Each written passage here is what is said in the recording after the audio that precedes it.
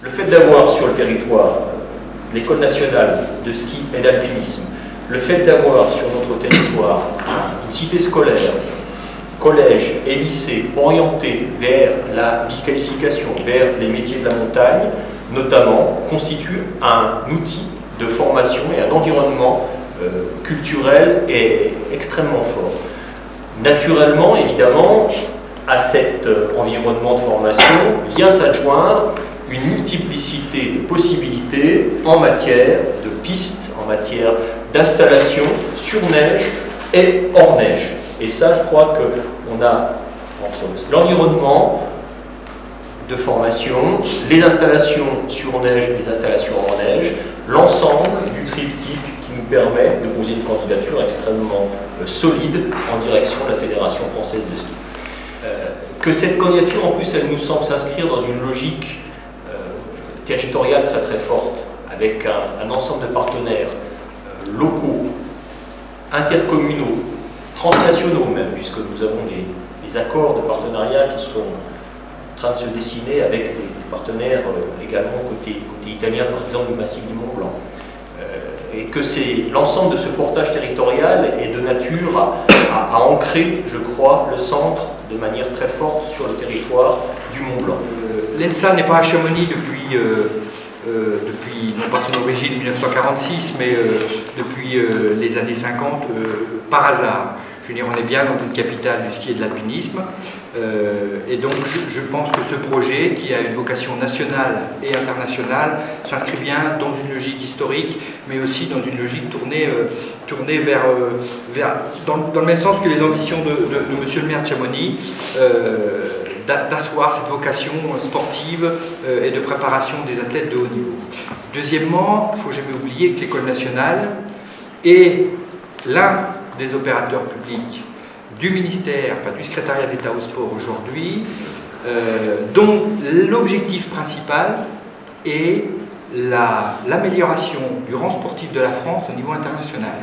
C'est le principal objectif de ce qu'on appelle le plan d'action ministériel, et donc une école nationale digne de ce nom et qui appartient à ce périmètre ministériel-là se doit d'investir et de répondre à cet objectif.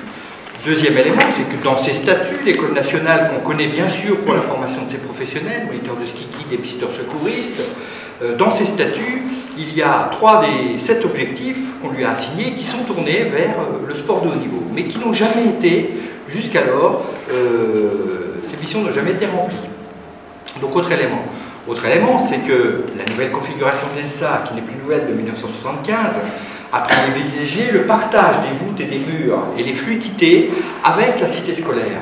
Et que M. Févarelli et moi-même nous sommes vite retrouvés sur un projet commun, tout en menant séparément, je ne vais pas me permettre de parler à sa place bien évidemment, mais tout en menant séparément nos projets d'établissement, nous sommes vite retrouvés sur une plateforme commune qui était voulue par, on va dire, par ceux qui ont construit l'ENSA moderne que l'on connaît, qui était basée architecturellement sur la fluidité des passages et des lumières, et là nous avons la fluidité des objectifs. Et nous devons asseoir ce projet commun qui, me semble-t-il, est exemplaire dans cette période, on va dire, où l'État est en train de rechercher toutes ses voies pour diminuer, on va dire, sa dette publique. Nous avons là la rencontre de 2 établissements publics qui cherchent à mutualiser leurs services et donc à induire dans ce projet national et international, d'induire des réponses en matière d'économie vis-à-vis du projet et des demandes qu'a formulées la Fédération française de ski. Donc je crois que voilà au moins quelques éléments qui fondent, on va dire, la motivation de l'ENSA de s'inscrire dans ce paysage.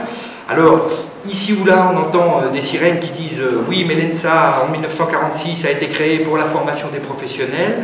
Certes, attention, si on met le haut niveau à l'ENSA et à Chamonix, ça va nuire à la formation. Ça, c'est un principe, on va dire, passéiste.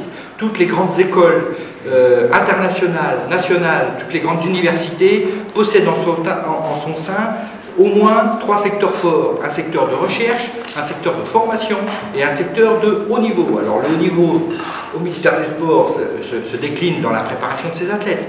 Dans les universités, il se décline, la performance se décline peut-être autrement.